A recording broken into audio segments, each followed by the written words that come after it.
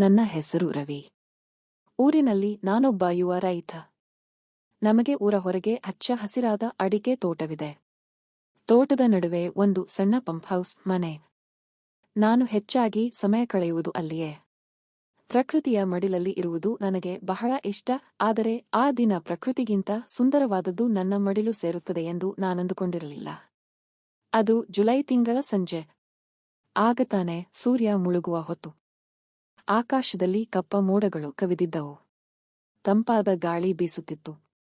ಅಂದು ತೋಟದ ಕೆಲಸಕ್ಕೆ ಬಂದಿದ್ದ ಆಳುಗಳೆಲ್ಲ ಮನೆಗೆ ತೆರಳಿದ್ದರು. ನಾನು ಮಾತ್ರ ನೀರಿನ ಮೋಟಾರ್ ಆಫ್ ಮಾಡಲು ಕಾಯುತ್ತಿದ್ದೆ. ಆಗಲೇ ತೋಟದ ಬದಿಯ ದಾರಿಯಿಂದ ಅವಳು ನಡೆದು ಬರುತ್ತಿದ್ದಳು. ಅವಳ ಹೆಸರು ಗೌರಿ. ಗೌರಿ ನಮ್ಮ ಪಕ್ಕದ ತೋಟದ ಮಾಲೀಕರ ಮಗಳು. ಅವಳನ್ನು ನೋಡಿದಾಗಲೆಲ್ಲ ನನ್ನ ಎದೆಯಲ್ಲಿ ಏನೋ ಒಂದು ತರಹದ ಕಂಪನ. ಎತ್ತರವಾದ ನಿಲುವು, ಗೋಧಿ ಮೈಬಣ್ಣ ಮತ್ತು ಆಕೆಗೆ ಮಾತ್ರ ಒಪ್ಪುವ ಲಂಗದಾವಣಿ. ಅವಳು ತೋಟದ ದಾರಿಯಲ್ಲಿ ನಡೆದು ಬರುತ್ತಿದ್ದರೆ ನವಿಲು ಗರಿ ಬಿಚ್ಚಿ ಕುಣಿದಂತೆ ಭಾಸವಾಗುತ್ತಿತ್ತು. ಅವಳು ನನ್ನನ್ನು ನೋಡಿ ಮುಗುಳ್ನಕ್ಕಳು.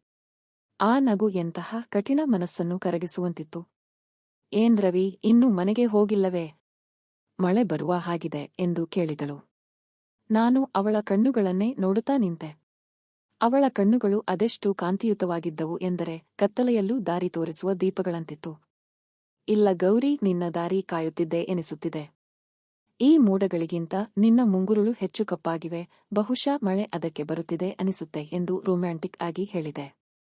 ಅವಳು ನಾಚಿಕೆಯಿಂದ ತಲೆ ತಗ್ಗಿಸಿದಳು. ಆಗ ಜೋರಾದ ಗುಡುಗು ಸದ್ದು ಮಾಡಿತು.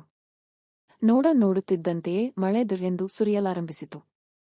ನಾವಿಬ್ಬರೂ ಒದ್ದೆಯಾಗಬಾರದೆಂದು ಓಡಿ ಹೋಗಿ ತೋಟದ ಮಧ್ಯದಲ್ಲಿದ್ದ ಪಂಪ್ ಹೌಸ್ ಒಳಗೆ ಸೇರಿಕೊಂಡೆವು. ಹೊರಗೆ ಧಾರಾಕಾರ ಮಳೆ, ಒಳಗೆ ನಾವಿಬ್ಬರೇ. ವಾತಾವರಣ ತಂಪಾಗಿತ್ತು, ಆದರೆ ನಮ್ಮಿಬ್ಬರ ಉಸಿರಾಟದ ಬಿಸಿ ಹೆಚ್ಚಾಗಿತ್ತು. ಮಳೆಯಲ್ಲಿ ಅವಳ ದಾವಣಿ ಸ್ವಲ್ಪ ಒದ್ದೆಯಾಗಿತ್ತು. ಅದು ಅವಳ ಮೈಗೆ ಅಂಟಿಕೊಂಡು ಅವಳ ದೇಹದ ಅಂದವನ್ನು ಮತ್ತಷ್ಟು ಎತ್ತಿ ತೋರಿಸುತ್ತಿತ್ತು. ನೀರಿನ ಹನಿಗಳು ಅವಳ ಮುಖದ ಮೇಲೆ ಮುತ್ತುಗಳಂತೆ ಜಾರುತ್ತಿದ್ದವು. ನಾನು ಅವಳ ಹತ್ತಿರ ಹೋದೆ. ಅವಳು ನನ್ನನ್ನು ನೋಡಿ ಹೆದರಲಿಲ್ಲ, ಬದಲಿಗೆ ಅವಳ ಕಣ್ಣಲ್ಲಿ ಏನೋ ಒಂದು ಬಯಕೆ ಕಾಣುತ್ತಿತ್ತು.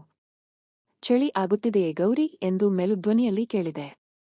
ಅವಳು ನನ್ನ ಕಣ್ಣಲ್ಲಿ ಕಣ್ಣಿಟ್ಟು, ಚಳಿ ಹೊರಗಿದೆ ರವಿ, ಆದರೆ ನಿನ್ನ ಕಣ್ಣಲ್ಲಿ ಬೆಂಕಿಯಿದೆ ಎಂದು ಮಾದಕವಾಗಿ ಉತ್ತರಿಸಿದಳು. ಆ ಮಾತು ಕೇಳಿ ನನ್ನ ನಿಯಂತ್ರಣ ತಪ್ಪಿತು. ನಾನು ಅವಳ ಸಮೀಪ ಹೋಗಿ ಅವಳ ಕೆನ್ನೆಗೆ ಅಂಟಿದ್ದ ನೀರಿನ ಹನಿಯನ್ನು ನನ್ನ ಬೆರಳಿನಿಂದ ಒರೆಸಿದೆ. ಅವಳ ಮೈ ಸ್ಪರ್ಶ ವಿದ್ಯುತ್ ಸಂಚರಿಸಿದಂತೆ ಭಾಸವಾಯಿತು. ಗೌರಿ, ನಿನ್ನ ಈ ಸೌಂದರ್ಯಕ್ಕೆ ಸೋಲದ ಗಂಡಸೇ ಇಲ್ಲ. ನೀನು ಈ ತೋಟದ ಹೂವಿಗಿಂತ ಕೋಮಲ. ನಿನ್ನ ತುಟಿಗಳು ಗುಲಾಬಿ ದಳಗಳಂತೆ ನನ್ನನ್ನು ಕರೆಯುತ್ತಿವೆ ಎಂದು ಪಿಸುಗುಟ್ಟಿದೆ. ಅವಳು ನನ್ನ ಎದೆಗೆ ಒರಗಿಕೊಂಡಳು. ನನಗೂ ತುಂಬಾ ದಿನಗಳಿಂದ ನಿನ್ನ ಮೇಲೆ ಆಸೆ ಇತ್ತು ರವಿ. ಯಾರೂ ಇಲ್ಲದ ಈ ಏಕಾಂತಕ್ಕಾಗಿ ಕಾಯುತ್ತಿದ್ದೆ ಎಂದಳು. ನಾನು ಅವಳನ್ನು ನನ್ನ ಬಾಹುಗಳಲ್ಲಿ ಬಂಧಿಸಿದೆ. ಅವಳ ಉಸಿರಿನ ಬಿಸಿ ನನ್ನ ಕುತ್ತಿಗೆಗೆ ತಾಗುತ್ತಿತ್ತು. ಆ ಕ್ಷಣ ಜಗತ್ತೇ ಮರೆತು ಹೋದಂತಿತ್ತು.